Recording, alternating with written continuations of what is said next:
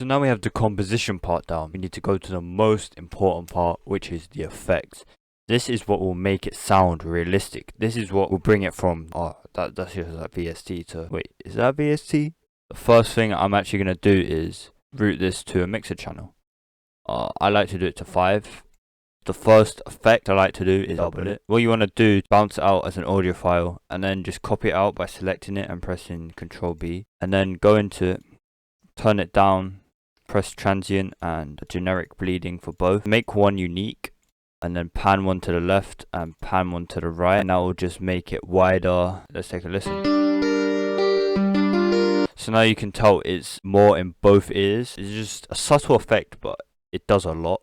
But now you want to add some reverb. I'm going to add Valhalla Supermassive. This is a free plugin. You should get it. It's very good. I like the Bright Room preset. I'm going to take the low cut up and bring this down. Just so it's mainly the mid frequencies that are getting the reverb to bring that clarity. And I'm going to listen to it and bring the mix down to what I like.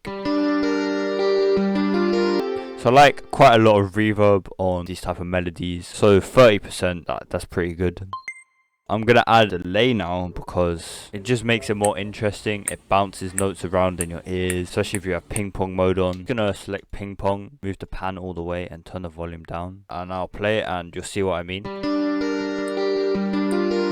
I'm going to reduce the mix so it's more of a subtle effect. That's something you've got to consider when you're producing. The more subtle is actually better. So it's sort of adding to the sound but not completely overtaking it and changing it. The next effect I'm going to add is a chorus, and this just makes it sound more thick, more warm. See that? Compared to...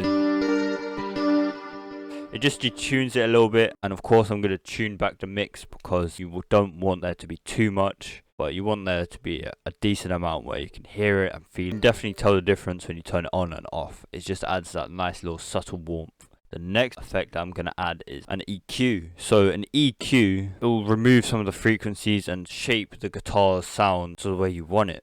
Alright, so but what I'm going to do is play the guitar and I'm going to tune out what frequencies you want to get rid of.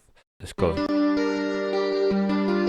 You want to get rid of around this region, the bass region. I like to remove here as well because a lot of frequencies build up here, making it quite muddy. And also I'm going to just remove all the low end to 100 Hertz because this is not a bass sound. So really anything below 100 Hertz is just not needed and will take up headroom. And then I'm going to remove all the high end from just above 7K. So that will give room for the hi-hat. And this will just allow your drums to be louder and more crisp because you've EQ'd out the frequencies that it doesn't need. Let's do a before and after test to see if I've actually improved the sound. Before it sounded like, but now it sounds like this.